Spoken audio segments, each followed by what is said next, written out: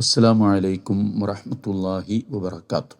അശുദ്ധിയുടെ സമയത്ത് സ്ത്രീകൾക്ക് ഖുർആൻ തൊടാനോ പാരായണം ചെയ്യാനോ ഖുർആനിൽ നിന്നുള്ളതായി വന്നിട്ടുള്ള ദിക്റുകൾ, അതുപോലെ പ്രാർത്ഥനകൾ, അതുപോലെ ആയത്തുകൾ, ഇവയൊക്കെ തൊടാതെ പാരായണം ചെയ്യാനോ പാടുണ്ടോ എന്നൊരു സംശയം എല്ലാ സ്ത്രീകൾക്കുമുള്ളതാണ്. നേരത്തെ പറഞ്ഞതുപോലെ ഇതിൽ അറിവുള്ളവരും അറിവില്ലാത്തവരുമൊക്കെ സമമായി കാണാൻ സാധിക്കും.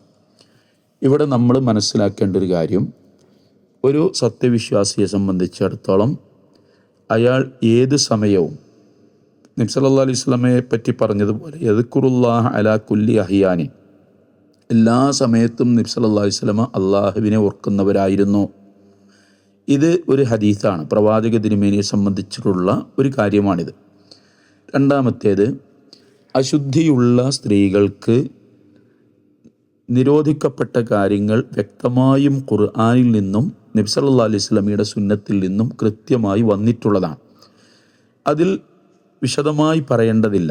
നമസ്കരിക്കാൻ പാടില്ല, നോമ്പ് നോൽക്കാൻ പാടില്ല, ഹജ്ജ് ചെയ്യാം, പക്ഷേ ഹജ്ജിൽ തവാഫ് ചെയ്യുന്നതിന് അനുവദനീയമല്ല. തവാഫ് ചെയ്യുന്നത് ശുദ്ധിയായതിനു ശേഷമേ പാടുള്ളൂ. പിന്നീട് ശാരീരിക ബന്ധത്തിൽ ഏർപ്പെടാൻ പാടില്ല.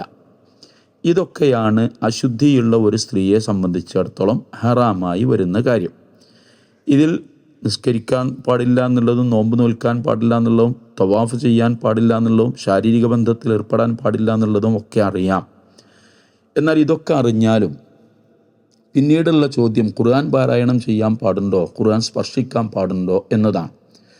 ഇതുമായി ബന്ധപ്പെട്ട കാര്യം ഇങ്ങനെ ആയത്തുകൾ ഇറങ്ങിക്കൊണ്ടിരിക്കുന്നു. ഷെയ്ഖുൽ ഇസ്ലാം ഇബ്നു തൈമിയ പറഞ്ഞതുപോലെ എന്തൊക്കെ വിരോധിക്കപ്പെട്ടിട്ടുണ്ടോ അതുമായി ബന്ധപ്പെട്ട ആയത്തുകളൊക്കെ ഇറങ്ങിക്കൊണ്ടിരിക്കുന്നു. എന്നാൽ ഇറങ്ങിക്കൊണ്ടിരിക്കുന്ന സമയത്ത് ഇങ്ങനെ ഒരു വിഷയം ഹറാമായിരുന്നുവെങ്കിൽ, ഖുർആൻ തൊടുന്നതും അത് പാരായണം ചെയ്യുന്നതും ഹറാമായിരുന്നുവെങ്കിൽ തീർച്ചയായും അത് വ്യക്തമായും നബി സല്ലല്ലാഹു അലൈഹി വസല്ലം പറയുമായിരുന്നു. നേരെ മറിച്ച് നബി സല്ലല്ലാഹു അലൈഹി വസല്ലം അതിനെക്കുറിച്ച് ഒരക്ഷരം പറയുകയോ സഹാബത്തിന് ഒരു നിർദ്ദേശം കൊടുക്കുകയോ ചെയ്തിട്ടില്ല. മാത്രമല്ല, അതുമായി ബന്ധപ്പെട്ട എല്ലാ വിഷയങ്ങൾക്കും പണ്ഡിതന്മാർ നൽകുന്ന മറുപടി, സലഫി പണ്ഡിതന്മാർ മാത്രമല്ല അല്ലാത്തവരും നൽകുന്ന മറുപടി എന്തെന്ന് വെച്ചാൽ, വലാ ബഅ്സ അൻ തഖ്റഅൽ ഖുർആന അല സ്വഹീഹി ഐളൻ എന്ന് പറഞ്ഞാൽ ദിക്റുകളും പ്രാർത്ഥനകളും ദുആകളും ചൊല്ലാം എന്നു മാത്രമല്ല, ഏറ്റവും സ്വഹീഹായ അഭിപ്രായപ്രകാരം ഖുർആൻ പാരായണം ചെയ്യുന്നതിനും യാതൊരു കുഴപ്പവുമില്ല. കാരണം ലിഅന്നഹു ലം യരിദ് നസ്സുൻ സ്വഹീഹുൻ സ്വരീഹുൻ യംനഉ ഹൈള വന്നുഫസാഅ മിൻ ഖിറാഅത്തിൽ ഖുർആൻ.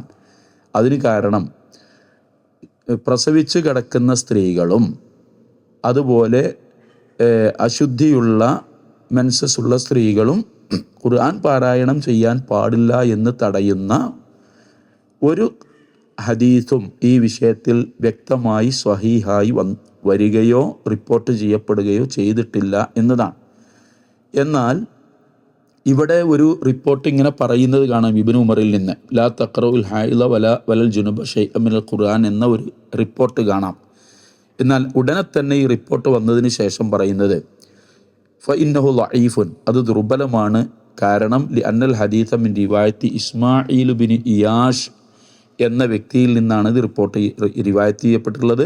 വഹുവ ലഈഫുൻ, മാത്രമല്ല അദ്ദേഹം ദുർബലനാണ് താനും.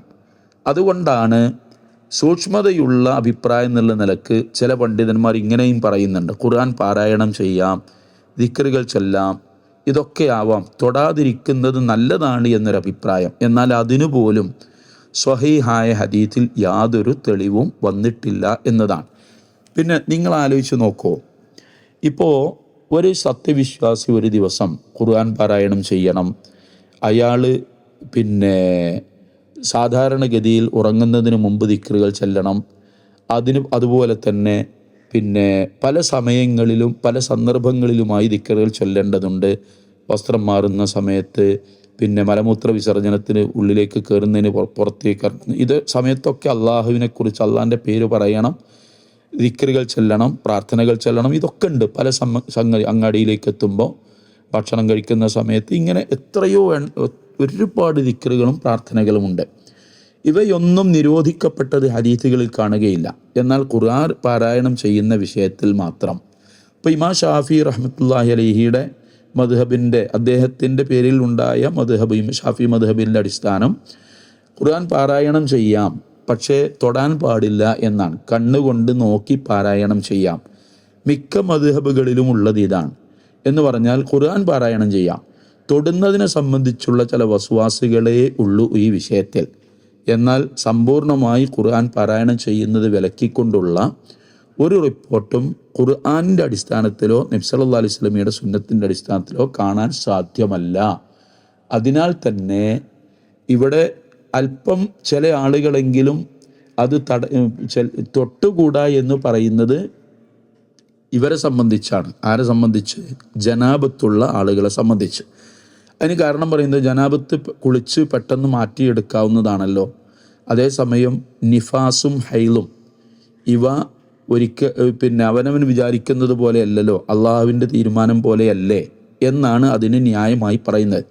ഒരു കണക്കിന് ആ പറഞ്ഞത് ശരിയാണ് എന്ന് വെച്ചാലും അതിനും കൃത്യമായി വിലക്കുന്നൊരു ഹദീത്ത് കാണാൻ സാധ്യമല്ല. എന്നാൽ അശുദ്ധിയുള്ള സ്ത്രീകൾ പള്ളിയിൽ പ്രവേശിക്കാൻ പാടില്ല എന്നില്ല.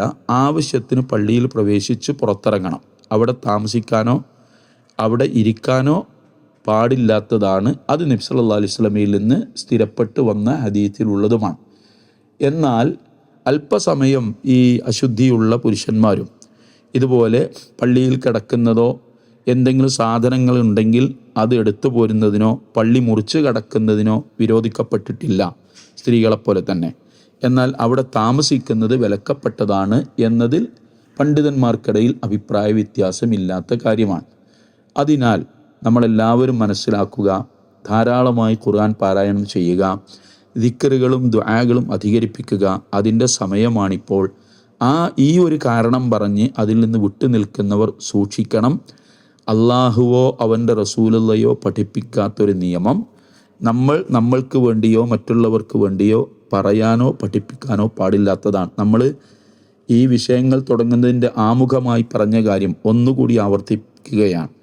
ഫഇൻ തനാസഅ്തും ഫീ ഷൈഇൻ ഫറുദ്ദൂഹു ഇലല്ലാഹി വറസൂൽ. നിങ്ങൾക്കിടയിൽ ഒരു കാര്യം അഭിപ്രായ വ്യത്യാസമുണ്ടായാൽ ആ കാര്യം നിങ്ങൾ അള്ളാഹുവിൻ്റെ ഖുർആനിലേക്കും പ്രവാചകൻ്റെ സുന്നത്തിലേക്കും മടക്കണം. ഇവിടെ ഖുർആനിൽ അത് കാണുകയില്ല, അതോടൊപ്പം നബി സല്ലല്ലാഹു അലൈഹി വസല്ലമയുടെ സുന്നത്തിലും അത് കാണുകയില്ല. നേരെ മറിച്ച് വിലക്കപ്പെട്ട കാര്യങ്ങളൊക്കെ ഭംഗിയായി വൃത്തിയായി അള്ളാഹു പ്രവാചകനിലൂടെ നമ്മളെ പഠിപ്പിച്ചിട്ടുമുണ്ട്. അതിനാൽ ഈ കാര്യങ്ങൾ ശ്രദ്ധിക്കുക. ഈ പറഞ്ഞതല്ലാതെ പിന്നെ സ്ത്രീയും പുരുഷനുമായി ബന്ധപ്പെട്ട കാര്യം നമ്മൾ പറഞ്ഞല്ലോ. ഇതുമായി ബന്ധപ്പെട്ട കാര്യങ്ങളല്ലാത്ത വല്ല വിധികളും സ്വയമേവ ആർക്കും പ്രവർത്തിക്കാനോ മറ്റുള്ളവർക്ക് അത് പറഞ്ഞു കൊടുത്ത് അവരെ വസ്വാസാക്കാനോ അധികാരമില്ല. അതിനാൽ അള്ളാഹുവിൻ്റെ ഖുർആനും നബി സല്ലല്ലാഹു അലൈഹി വസല്ലമയിൽ നിന്ന് സ്ഥിരപ്പെട്ടു വന്ന ഹദീസും അനുസരിച്ച് ജീവിക്കുക. പണ്ഡിതന്മാർ എത്ര വലിയവരായാലും അവരോടുള്ള എല്ലാ ബഹുമാനവും ആദരവും അവർക്ക് വേണ്ടിയുള്ള അള്ളാഹുവിനോടുള്ള പ്രാർത്ഥനയും നിലനിർത്തിക്കൊണ്ട് തന്നെ നമ്മൾക്ക് പിൻപറ്റേണ്ട ഒന്നാമത്തെയാൾ ഖുർആനിൻ്റെ ആയത്തുകൾ പഠിപ്പിച്ചു തന്ന നബി സല്ലല്ലാഹു അലൈഹി വസല്ലമയാണ്. ആ പ്രവാചകനാണ് നമ്മുടെ മാതൃകാ പുരുഷൻ. ആ പ്രവാചകൻ്റെ വീട്ടിലാണ്, നബി സല്ലല്ലാഹു അലൈഹി വസല്ലമയുടെ വീട്ടിലാണ് ജിബ്രീൽ അലൈഹിസ്സലാം വഹിയുമായി വന്നത്. ആ പ്രവാചകനെ സ്വീകരിക്കാനും പ്രവാചകൻ വിരോധിച്ചത് തള്ളിക്കളയാനുമാണ് ഖുർആൻ പറഞ്ഞത്. ആ പ്രവാചകനിലാണ് ലഖദ് കാന ലക്കും ഫീ റസൂലില്ലാഹി ഉസ്വത്തുൻ ഹസന, ഏറ്റവും ഉത്തമമായ മാതൃകയുണ്ട് എന്ന് ഖുർആൻ പറഞ്ഞത് ഈ നബിയെക്കുറിച്ചാണ്. ആ പ്രവാചകനാണ്, നബി സല്ലല്ലാഹു അലൈഹി വസല്ലമയാണ് നമ്മുടെ മാതൃകാ പുരുഷൻ എന്ന് മനസ്സിലാക്കി അവിടുത്തെ ചര്യ പിൻപറ്റി ജീവിക്കുക. റഹ്മാനായ റബ്ബ് നമ്മളെല്ലാവരെയും അനുഗ്രഹിക്കുമാറാവട്ടെ. അള്ളാഹുവിൻ്റെ ദീനിൽ ജീവിക്കുവാനും യഥാർത്ഥ മുഅ്മിനുകളായി മരണപ്പെട്ടു പോകുവാനുള്ള തൗഫീഖ് അള്ളാഹു നമ്മൾക്ക് നൽകുമാറാവട്ടെ. നമ്മൾ ചെയ്യുന്ന എല്ലാ പുണ്യകർമ്മങ്ങളും അള്ളാഹു നമ്മളിൽ നിന്ന് സ്വീകരിക്കുകയും വലിയതായ പ്രതിഫലം നൽകി നമ്മളെ നരകത്തിൽ നിന്ന് രക്ഷപ്പെടുത്തുകയും ചെയ്യുമാറാവട്ടെ. റബ്ബനാ തഖബ്ബൽ മിന്നാ ഇന്നക അൻതസ് സമീഉൽ അലീം വതുബ് അലൈനാ ഇന്നക അൻതത് തവ്വാബുർ റഹീം വഗ്ഫിർ ലനാ യാ ഗാഫിറൽ മുദ്നിബീൻ വസല്ലല്ലാഹു വസല്ലമ അലാ റസൂലിഹിൽ അമീൻ വആലിഹി വസ്വഹ്ബിഹി അജ്മഈൻ.